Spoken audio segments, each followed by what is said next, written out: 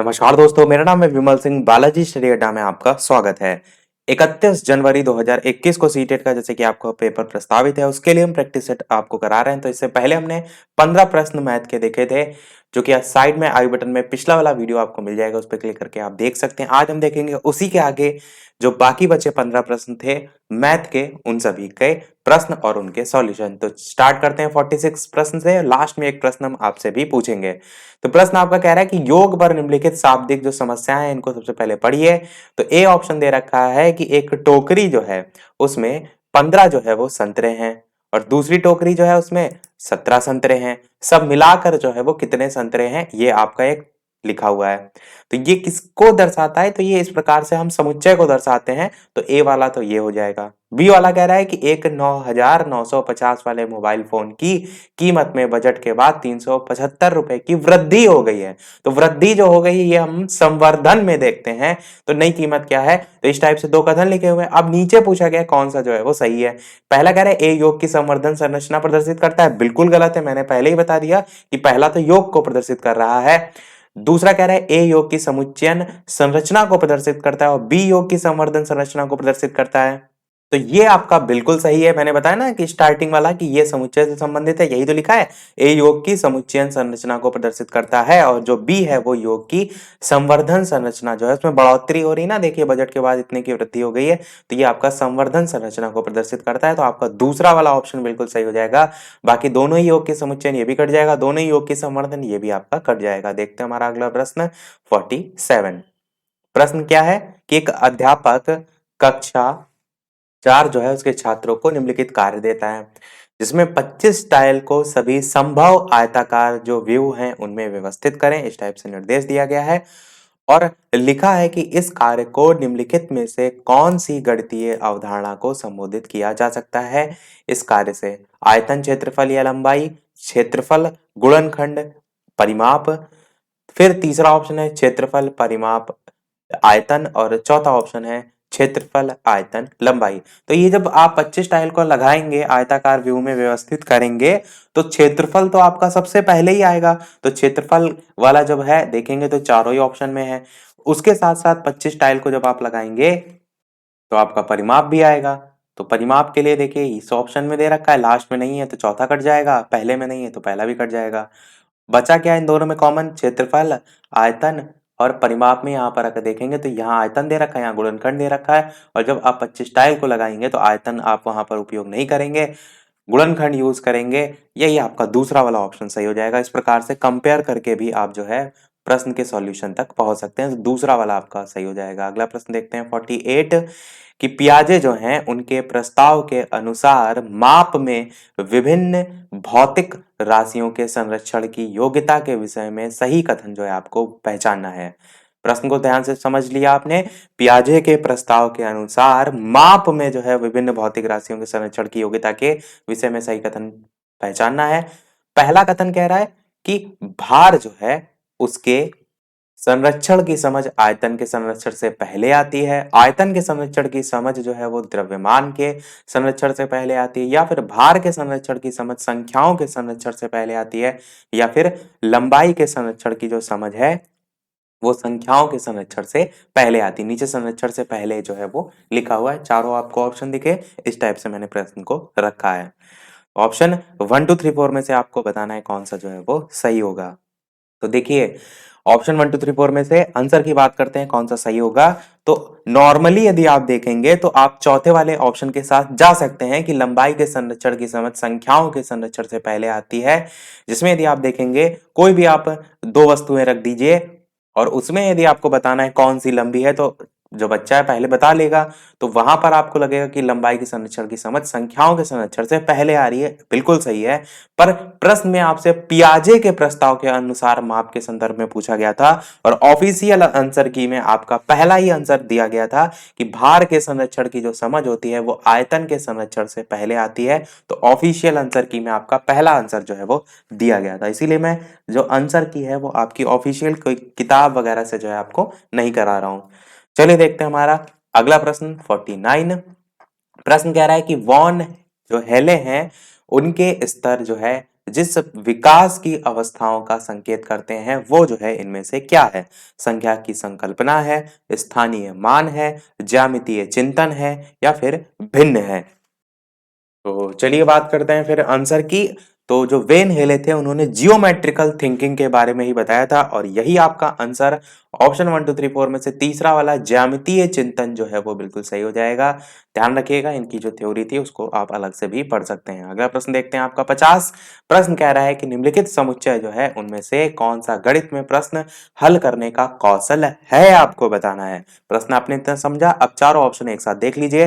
प्रयत्न त्रुटि विधि, चित्रांकन करना, कंठस्थ करना, इस टाइप से पहला ऑप्शन है। फिर चित्रांकन करना, पीछे से हल करना, रट लेना, फिर विवेचन करना, चर का प्रयोग करना, प्रतिरूप देखना या फिर कंठस्थ करना, अनुमान लगाकर परीक्षण करना, चित्रांकन करना। तो बताना है आपको कि जो समुच्चय है निम्नलिखित ये दे रखे हैं इनमें गणित में प्रश्न हल करने का कौशल जो है इनमें से कौन सा सही होगा।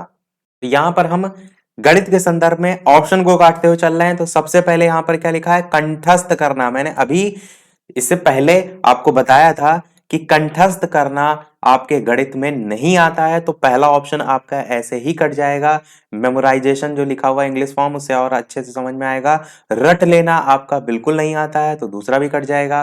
तीसरे में ऐसा कुछ नहीं आया पर कंठस्थ करना चौथे में भी आया है तो चौथा भी देखिए कट जाएगा। बचा एक ही ऑप्शन आपका तीसरा। तो क्रम क्या होगा? सबसे पहले विवेचन करेंगे, फिर आपका चर का प्रयोग करेंगे, फिर प्रतिरूप देखना। तो ये आपका तीसरा वाला ऑप्शन सही हो जाएगा। किसके संदर्भ में? गणित में जो प्रश्न हल करने का कौशल है उसके संदर्भ में। तो देखिए ऑप्शन को देख कर भी आप काफी आसानी से प्रश्नों को कर सकते हैं। और वीडियो पसंद आ रहा हो तो सभी लोग वीडियो को लाइक भी अवश्य कर दीजिएगा ताकि इसी प्रकार अच्छे अच्छे प्रश्न हम आपको आगे भी जो है वो प्रैक्टिस कराते रहें। और साथ ही साथ लाइव टाइमिंग जिनको नहीं पता है उनको भी मैं यहाँ पर बता दूं कि दोपहर के 3 बजे जो है आपकी सीटेट के लिए लाइव टाइमिंग है। चलिए देखते हैं हमारा प्रश्न नंबर 51। दो दशमलव वाली संख्याओं के गुणन जो है जैसे कि यहाँ पर 0.3 इंटू 0.2 बराबर 0.06 लिखा हुआ है। इसकी संकल्पना को समझाने के लिए निम्नलिखित में से कौन सा शिक्षण अधिगम साधन उचित है ये आपको बताना है। एक न एक प्रश्न आप इस जो पर्टिकुलर टॉपिक जिससे पूछा गया है आपको देखने को हर साल मिलता है। तो डाइंस ब्लॉक्स आपका ऑप्शन सही होगा, टेलर गिनतारा होगा, संख्या चार्ट होगा या ग्राफ पेपर होगा। तो बहुत ही बढ़िया और इंपॉर्टेंट प्रश्न है। तो जल्दी से बताइए कौन सा जो है वो सही होगा। सीटेट में एक्चुअल में क्या होता है, बहुत सी किताबों में आप देखेंगे यही आंसर, कहीं संख्या चार्ट आपको देखने को मिलता है, कहीं ग्राफ पेपर देखने को मिलता है, कहीं कहीं तो टेलर का गिनतारा। तो एक ही आंसर आपको यानी कि एक ही प्रश्न के अलग अलग आंसर देखने को मिलते हैं, इसीलिए मैं आपको डायरेक्ट ऑफिशियल आंसर की के माध्यम से ही जो है वो प्रश्न करा रहा हूं। तो चलिए बात करते हैं आंसर की कौन सा सही होगा। आपका चौथा वाला ऑप्शन ग्राफ पेपर बिल्कुल जो है वो सही हो जाएगा। 51 नंबर प्रश्न आपका है। मैं आपको आंसर की भी दिखा देता हूं, ये देख लीजिए 51 का कौन सा ऑप्शन है? चौथा ऑप्शन है। तो यही आपका बिल्कुल जो है वो सही होगा। तो किसी भी प्रकार के आप कंफ्यूजन में ना रहे इसलिए प्रूफ के साथ सारी चीजें मैं आपको दिखा रहा हूं। 51 का आपका चौथा ऑप्शन होगा। आगे के प्रश्न आप ना देख लीजिएगा। चलिए देखते हैं हमारा अगला प्रश्न 52। राष्ट्रीय पाठ्यचर्या की रूपरेखा एनसीएफ 2005 की जो अनुशंसा है उसके अनुसार प्राथमिक विद्यालयों का गणित पाठ्यक्रम बताना है आपको छात्रों के प्रतिदिन के अनुभव से संबंधित होना चाहिए या फिर जो कार्य विधिक ज्ञान है उस पर केंद्रित होना चाहिए या फिर गणितीय संकल्पनाएं जो हैं उसमें कठोरता देने वाला होना चाहिए या फिर छात्र जो हैं उनको प्रगामी गणित के लिए तैयार करने वाला होना चाहिए। तो चार ऑप्शन है, बताना है आपको कौन सा सही होगा। एनसीएफ के अनुसार पूछा गया प्राथमिक विद्यालयों का गणित पाठ्यक्रम। तो चलिए बात करते हैं आंसर की ऑप्शन 1 2 3 4 में से। तो जो प्रतिदिन के अनुभव होते हैं उन्हीं से संबंधित होना चाहिए और यही आपका पहले ही ऑप्शन में लिखा हुआ है। यही बिल्कुल आपका जो है वो सही हो जाएगा। बाकी कठोरता देने वाला तो बिल्कुल नहीं होगा। आप ये सारी चीजें डायरेक्ट काट सकते हैं। छात्रों को प्रगामी गणित के लिए तैयार करने वाला भी नहीं, मेन अनुभव पर आधारित जो है वो आपका होता है। अगला प्रश्न देखते हैं आपका 53 कि गणितीय अध्यापन को प्रभावी बनाने के लिए निम्नलिखित में से कौन सी विशेषता नहीं है आपको बताना है। पहला कह रहा है कि एक ही संकल्पना के लिए विभिन्न शिक्षण अधिगम जो है उनका प्रयोग करना नहीं पूछा गया, इस चीज का ध्यान रखिएगा। दूसरा कह रहा है कि एक नई संकल्पना का परिचय देने के लिए समय के नियम का कठोरता से पालन करना। तीसरा कह रहा है जो छात्र हैं उनकी त्रुटियों के प्रतिरूप जो है उन पर केंद्रित होना। और चौथा कह रहा है कि प्रतिदिन के अनुभव के साथ संबंध स्थापित करना। तो बताना है आपको कि गणितीय जो अध्यापन है उसको प्रभावी बनाने के लिए कौन सी विशेषता इनमें से नहीं है? तो चलिए बात करते हैं फिर आंसर की।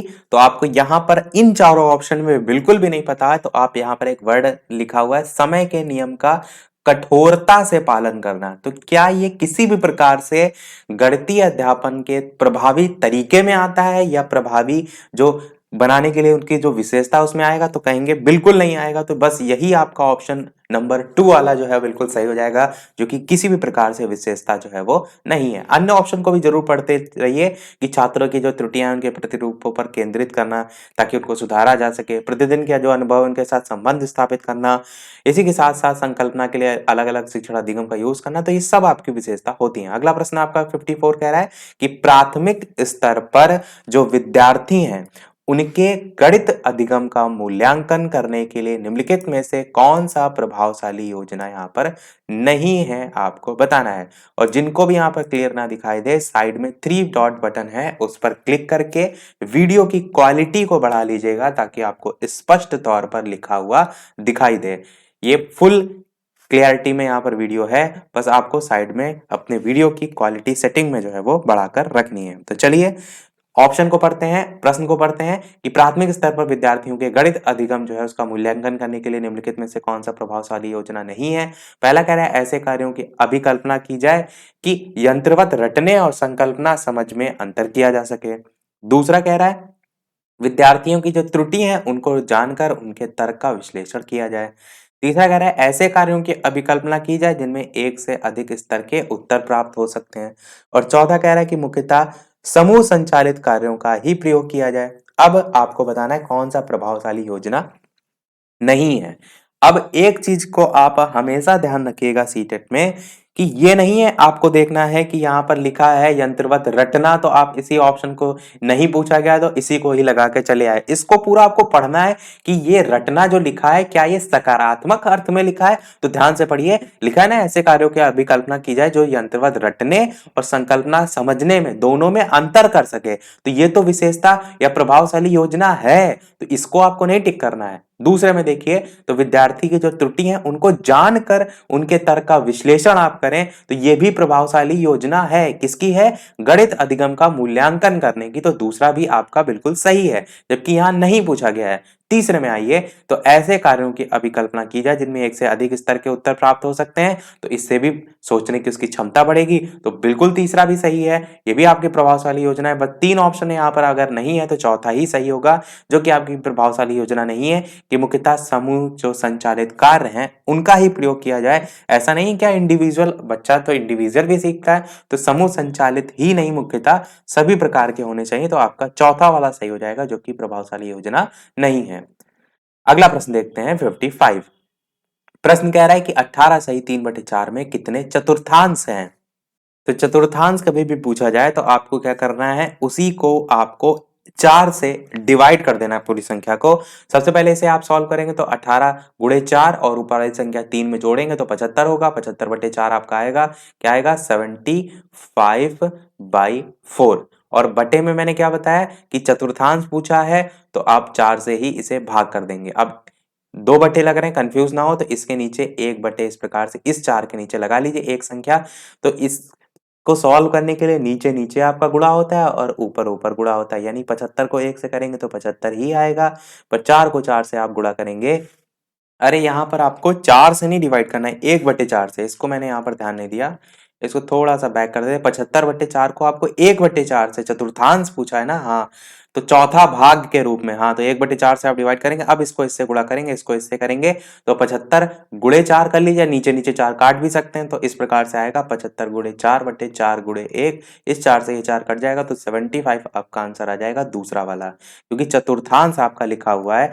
इस चीज का ध्यान रखिएगा, दूसरा वाला आपका ऑप्शन बिल्कुल सही हो जाएगा। अगला प्रश्न 56 कह रहा है कि एक स्कूल में आधे छात्र बैडमिंटन खेलते हैं और 1/4 छात्र वॉलीबॉल खेलते हैं, 1/8 टेनिस खेलते हैं, 1/16 छात्र शतरंज खेलते हैं और बाकी जो है वो तैराकी के लिए जाते हैं। यदि वॉलीबॉल खेलने वाले छात्रों की संख्या आपकी 160 है तो कितने छात्र शतरंज खेलते हैं? इस प्रकार से 40, 120, 80, 20 आपको ऑप्शन जो है वो दे रखे हैं, बताना है कौन सा सही होगा। तो इस प्रश्न को जितना ज्यादा घुमाया गया उतना कठिन आपका है नहीं। ऑप्शन देख लिए, हम इनके बात करते हैं सॉल्यूशन की। तो ध्यान से समझिए, कह रहा है ना एक स्कूल में आधे छात्र बैडमिंटन खेलते हैं, उन सारी चीजों से हमें मतलब ही नहीं है। प्रश्न में जो कह रहा है कि यदि वॉलीबॉल खेलने वाले छात्रों की संख्या 160 है, तो आप क्या करिए, इसका बटे के फॉर्म में देख लीजिए। प्रश्न में लिखा हुआ है कि वॉलीबॉल कितने खेलते हैं, 1/4 खेलते हैं, और इनकी संख्या 160 ऑलरेडी दे रखी है। यानी 1/4 की वैल्यू आपकी कितनी हो जाएगी, 160 के बराबर हो जाएगी। एक की वैल्यू निकालेंगे तो 4 इधर मल्टीप्लाइड में आ जाएगा। तो 16 चौके होता है आपका 64, यानी एक की वैल्यू आपकी हो जाएगी 640। एक की वैल्यू का मतलब है कि टोटल जो है आपकी जो संख्या है वो निकल आएगी। तो इससे आपके टोटल छात्र स्कूल में जो है वो निकल आएंगे 640। अब प्रश्न में कह रहा है कितने छात्र शतरंज खेलते हैं। शतरंज के लिए लिखा ना कि 1/16 छात्र शतरंज खेलते हैं। तो जब एक की वैल्यू आपको मालूम है तो 1/16 आप आसानी से निकाल सकते हैं। तो इसको आप कैसे करेंगे, 640 गुणे शतरंज का निकालना है ना, तो 1/16। अब इसको आप काट दीजिए तो 16 चौके 64 होता है आपका, और ये जीरो लग जाएगा, यानी 40 आपका आंसर आएगा। चौथे वाले नहीं, पहले ही वाले ऑप्शन में आपका जो है वो दे रखा है 40। ये जो है वो बिल्कुल सही हो जाएगा। यानी कि तो छात्र, कितने छात्र शतरंज खेलते हैं, आप कहेंगे 40 जो है वो छात्र शतरंज खेलते हैं। आसान सा प्रश्न था, समझ में भी आपको आ गया होगा। अगला प्रश्न देखते हैं आपका 57, कि दीपा जो है वो एक डाक घर में पत्र और पार्सल डाक से भेजने के लिए जाती है। डाक की दरें इस प्रकार चित्रित की गई हैं जैसे कि नीचे लिखा गया है। पत्र का भार 20 ग्राम या उससे कम है तो 5 रुपए, प्रत्येक अतिरिक्त 20 ग्राम का जो है 2 रुपए। पार्सल का भार भी लिखा हुआ है कि 50 ग्राम या उससे कम है तो 5 रुपए, और प्रत्येक अतिरिक्त 50 ग्राम के 3 रुपए।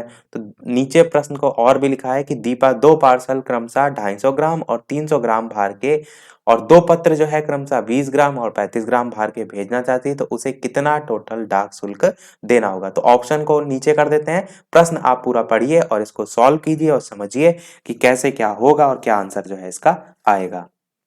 तो चलिए देखते हैं इसका सॉल्यूशन। तो सबसे पहले आप क्या करेंगे, यहाँ पर पार्सल दे दे रखे हैं, उसका हम निकालेंगे कितना चार्ज होगा। तो पहले पार्सल है 250 ग्राम वाला। 250 ग्राम के लिए यदि आप देखेंगे तो 50 ग्राम या उससे कम है तो 5 रुपए है। तो स्टार्टिंग के जो 50 ग्राम होंगे उसके लिए हमने 5 रुपए यहाँ पर अलग से लिख लिया। फिर आपसे कह रहा है कि टोटल 250 तक पहुंचाना ना, तो आप अभी तक 50 ग्राम, 200 ग्राम आपका इसमें बचा रह गया। उसके लिए प्रत्येक अतिरिक्त 50 ग्राम के लिए 3-3 रुपए लग रहा है। तो 200 ग्राम के हिसाब से 3 चक्कू 4 बार में जाएगा ना, तो 3 चक्कू 12 आपका ग्राम और एक्स्ट्रा आएगा। 12 5 आप जोड़ेंगे तो 17 ग्राम आपका आएगा इस 250 ग्राम वाले पार्सल का। अब इस 300 ग्राम वाले का निकालेंगे। इसमें भी स्टार्टिंग के जो 50 ग्राम होंगे वो 5 रुपए के हिसाब से लगेंगे। यानी कि आपका पहले तो 5 रुपए आप लिख लीजिए, फिर बाद में यहाँ पर 250 ग्राम और बचेंगे जो कि आपके 3-3 रुपए के हिसाब से लगेंगे। तो 250 ग्राम 3 रुपए के हिसाब से जब 5 बार में जाएगा आपका, तो 5 हो जाएगा 15। तो यहाँ पर आपका आएगा 15, 15 में 5 जोड़ेंगे तो 20 होगा। तो 20 और 17 टोटल कितना होगा, 30 और 37, यानी कि टोटल मिलाकर आपका 37 आएगा। सारी चीजें रफ करके लिख देते हैं डायरेक्ट, 37 ग्राम। जो किसका आया, ये आपका ग्राम नहीं रुपए, क्योंकि हम चार्ज निकाल रहे हैं। तो 37 रुपए आया किसका, केवल और केवल पार्सल का आया, दोनों पार्सल का मिलाकर। फिर अब हम निकालेंगे पत्र का। पत्र का निकालेंगे तो सबसे पहले क्या लिखा है कि 20 ग्राम या उससे कम है तो 5 रुपए। तो पहला तो 20 ही ग्राम है, तो पहले तो आप 5 रुपए ऐसे ही लिख दीजिए। फिर दूसरा वाला 35 ग्राम वाले का निकालेंगे तो 35 ग्राम में स्टार्टिंग के जो 20 ग्राम है उसके तो 5 रुपए ही लेगा, तो यहाँ पर 5 लिख लीजिए। बाकी बचे कितने, 15 ग्राम, तो लिखा है ना उसके अतिरिक्त यदि 20 ग्राम तक है तो उसके लिए 2 रुपए लगेगा, तो पूरे पूरे 2 रुपए वो चार्ज करेगा इस 15 ग्राम के। तो यहाँ पर आप 2 लिख लीजिए। अब आप इसको जोड़ दीजिए तो 5 5 10 और 2 12। तो ये पहले वाला 37 था पार्सल का, बाद वाला आया किसका, आपका पत्र का। तो इन दोनों को जोड़ेंगे तो 7 2 होगा लास्ट में 9, और 3 और 1 हो जाएगा 4, तो 49 रुपए आपका टोटल आएगा। इन चारों ऑप्शन में देखिए तो चौथा वाला आपका लिखा हुआ है 49 रुपए, ये जो है वो बिल्कुल सही हो जाएगा। सेम इसी टाइप का एक क्वेश्चन आपका जो लेटेस्ट में सीटेड हुआ था उसमें भी पूछा गया था। तो एक पैटर्न यदि आप देखेंगे तो उसी टाइप का ही प्रश्न घूम फिर के फिर से पूछ लिया था। तो तरीका आप जरूर देख लीजिए कि ऐसे होता है, ताकि प्रश्न आपका आए तो आप पूरे में पूरे अंक हासिल कर सकें। 58 प्रश्न देखते हैं कि अंक यहाँ पर दे रखे हैं, 2 हो गया, 3 हो गया, 4 हो गया, 6 हो गया, 7 हो गया, 8 हो गया। इसको आपको बताना है निम्नलिखित रिक्त स्थानों में व्यवस्थित करना है। अब यहाँ पर जो रिक्त स्थान है, यहाँ पर पूछा गया है कि योग करने पर अधिकतम संभव संख्या जो है वो क्या होगी, ये बताना है। यानी कहने का मतलब यहाँ पर ये है, प्रश्न को समझ लीजिए कि ये जो संख्याएं आपको यहाँ पर दे रखी ना 1 2 3 4 5 6, इनको आपको यहाँ पर रखना है और कैसे आप व्यवस्थित करें कि उनका जोड़ जो है, यहाँ पर देखिए प्लस का साइन लगा है, वो अधिकतम संभव संख्या आपको इन चारों में से जो है वो प्राप्त हो। तो चलिए बात करते हैं इसके सॉल्यूशन की। तो सबसे पहले आप क्या करेंगे, आगे वाली जो संख्याएं होंगी उसको बड़ा सा बड़ा आप जो संख्या इनमें से दे रखी है उनको मानेंगे। तो 8 सबसे बड़ी है तो यहाँ पर आप मान लीजिए 8, फिर उससे छोटी 7 है तो उसके नीचे 7 मान लीजिए। इससे क्या होगा, इसे पहले हमने क्यों माना, ताकि जोड़ने पर आपकी बड़ी से बड़ी संख्या आपकी जो है वो प्राप्त हो, और यही घटता हुआ क्रम आप इस तरफ पीछे साइड लेते जाएंगे। यानी आपने 8 यहाँ माना, 7 यहाँ माना, तो ऊपर आप जो है वो 6 मान लीजिए। यहाँ पर 6 दे रखा है, 5 तो है नहीं, 4 है तो 4 मान लीजिए। और क्या है, 3 और 2 है तो यहाँ पर 3 मान लीजिए, और यहाँ पर जो है वो 2 मान लीजिए। अब इनको जोड़ लीजिए, 3 2 हो जाएगा आपका 5, 6 4 हो जाएगा 10, हासिल लगेगा 1, 8 दूनी होता है 16, ये 7 और 1 मिलकर टोटल 8 हो जाएगा ना, तो 8 दूनी 16, तो 1605 आपका जोड़ आएगा, जो कि अधिकतम इन चारों ऑप्शन में दूसरा वाला जो है वो बिल्कुल सही हो जाएगा। आई थिंक आपको अच्छे से इसे भी समझ में आ गया होगा। अगला प्रश्न देखते हैं आपका 59। इस टाइप का भी प्रश्न हर साल जरूर पूछा जाता है कि नई दिल्ली चेन्नई राजधानी एक्सप्रेस जो है वो गाड़ी की निम्नलिखित रेलवे समय सारणी को पढ़िए, प्रश्न का उत्तर दीजिए। तो इतना तो आपने पढ़ लिया। यहाँ से प्रश्न को देखिए, स्टेशन दे रखा है, आगमन दे रखा है, प्रस्थान दे रखा है, जिसमें नई दिल्ली से समय दे रखा है, भोपाल से दे रखा है, ऐसे अलग अलग समय दे रखे हैं, भोपाल, नागपुर, विजयवाड़ा, चेन्नई, और नीचे 4 इस प्रकार से कथन भी दे रखे हैं। थोड़ा सा अच्छा इसको जूम आउट कर देते हैं ताकि आपको प्रश्न जो है वो कम से कम पूरा दिखाई दे। तो अब आपको पूरा प्रश्न दिखाई दे रहा होगा। आप वीडियो की क्वालिटी मैंने पहले ही कहा है आपसे बढ़ा कर रखिएगा ताकि आपको पूरा पूरा प्रश्न जो है वो दिखाई दे। तो जल्दी से देखिए प्रश्न को और बताइए कि ऑप्शन 1 2 3 4 में से कौन सा सही होगा। आप चाहें तो वीडियो को पॉज करके खुद से भी सॉल्यूशन जो है वो कर सकते हैं। तो चलिए बात करते हैं फिर आंसर की। ऑप्शन 1 2 3 4 में से सही कौन सा होगा, तो इसमें क्या करना होगा आपको, जैसे ये पहला ऑप्शन दे रखा है ना, भोपाल से विजयवाड़ा जो है उसकी यात्रा का समय इतने है, तो आपको वो निकालना होगा। मैं यहाँ पर क्या कर रहा हूँ, डायरेक्ट आंसर की ही बात कर रहा हूँ। तो आपका यहाँ पर दूसरा वाला ऑप्शन सही होगा, नागपुर जो है इससे चेन्नई का जो है यात्रा का समय 15 घंटे 10 मिनट का होगा। ये वाला बिल्कुल सही होगा, आप इसे स्वयं से भी जो है वो निकाल सकते हैं। और एक चीज का विशेष ध्यान दीजिएगा, जैसे यहाँ पर लिखा ना नागपुर से, तो नागपुर जो यहाँ पर दे रखा है टाइमिंग, आगमन का आपका जो समय दे रखा होगा, जल्दीबाजी में कभी बार ये होता है कि आप इस समय से निकाल लेते हैं, जबकि यहाँ पर इतने बजे ट्रेन जो है आपकी ये पहुंचती है, आती है, तो आपको आने का समय नहीं यहां से लेना है, आपको प्रस्थान का समय लेना है, नहीं कि 5:35 से आपको समय निकालना है। और कहां तक का, चेन्नई की यात्रा, तो चेन्नई ये दे रखा है, यहां तक का समय निकालना है। और यहाँ का प्रस्थान से समय आपको मतलब नहीं, आपको आगमन की यहां तक पहुंचती कितने बजे है, तो 20:45 पे पहुंचती, बस आपको इसका इसका डिफरेंस निकाल लेना है, वही आपका निकलेगा 15 घंटे 10 मिनट का। यही आपका सही हो जाएगा। समझ गए होंगे आप। देखते हैं हमारा अगला और इस वीडियो का लास्ट प्रश्न, और इसके बाद एक प्रश्न हम आपसे भी पूछेंगे, जैसे कि सभी वीडियो में हम आपसे एक ना एक प्रश्न पूछते हैं। और वीडियो अभी तक आपने लाइक ना किया हो तो इतने अच्छे अच्छे प्रश्न आपको कराए जा रहे हैं, आप सभी का वीडियो पर एक लाइक तो बनता ही है, ताकि मुझे ही मोटिवेशन मिलता रहे। आपके एक लाइक से चैनल पर नए हो तो सब्सक्राइब करके भी अवश्य जुड़ जाइएगा, और टेलीग्राम चैनल से नहीं जुड़े हैं तो वीडियो के डिस्क्रिप्शन में आपको लिंक मिल जाएगी, सर्च करके भी जुड़ सकते हैं। 60 नंबर प्रश्न है आपका कि 50 में एक पूर्ण संख्या जोड़ी जाती है और फिर वही संख्या 50 में से घटा दी जाती है, तो प्राप्त हुई दोनों संख्याएं जो है उनका जोड़ कितना होगा, 25 होगा, 50 होगा, 0 होगा या 100 होगा। बहुत ही अच्छा प्रश्न है, बताना है आपको कौन सा जो है वो सही होगा। तो इस प्रश्न में आप कैसे करेंगे, चलिए बात करते हैं सॉल्यूशन की। 50 में लिखा है ना एक पूर्ण संख्या जोड़ी जाती है, तो जोड़ने का मतलब है 50 में आप मान लीजिए आप x जोड़ रहे हैं, तो अब लिखा है फिर वही संख्या 50 में से घटा दी जाती है, तो 50 माइनस एक्स हो जाएगा आपका। फिर कह रहा है कि प्राप्त जो दोनों संख्या इनका जोड़ कितना होगा, तो दोनों को आपस में जोड़ दीजिए। ये प्लस एक्स है, यहाँ माइनस एक्स है, तो प्लस एक्स से माइनस एक्स कट जाएगा, 50 में 50 जुड़ेगा तो कितना हो जाएगा, 100 हो जाएगा। और ऑप्शन में चौथा दे रखा है, यही आपका बिल्कुल सही हो जाएगा। तो देखिए कितना आसान से आप इस प्रश्न को कर सकते थे। तो सभी प्रश्न हमारे समाप्त हुए। टोटल 15 में से आप कितने सही कर पाए, अपना स्कोर वीडियो के मेन कमेंट में टाइप करके अवश्य बताइएगा। अब देख लेते हैं वो प्रश्न, जैसे कि सभी वीडियो में हम आपसे एक ना एक प्रश्न पूछते हैं।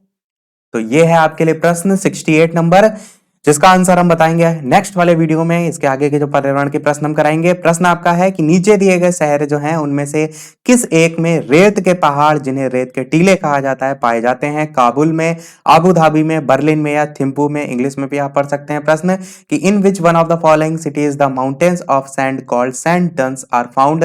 काबुल, अबू धाबी, बर्लिन या थिम्पू। ऑप्शन 1 2 3 4 में से कौन सा सही होगा? 68 प्रश्न का आप अपना आंसर अवश्य जो है वो बताइएगा। देखते हैं कितने लोग सही बताते हैं। तो इसी के साथ हमारे आज के सभी प्रश्न समाप्त होते हैं। आज के वीडियो में इतना ही। वीडियो पसंद आया हो तो लाइक अवश्य कीजिएगा। चैनल पर नए हो तो सब्सक्राइब करके हमारी छोटी सी फैमिली में जुड़ अवश्य जाइएगा, ताकि इसी प्रकार हम आपके लिए और अच्छे से अच्छे प्रश्न प्रैक्टिस कराते रहें। तो फिर मिलते हैं अगले वीडियो में एक नए टॉपिक के साथ, कुछ नए प्रश्नों के साथ। तब तक के लिए नमस्कार। Thank you for watching.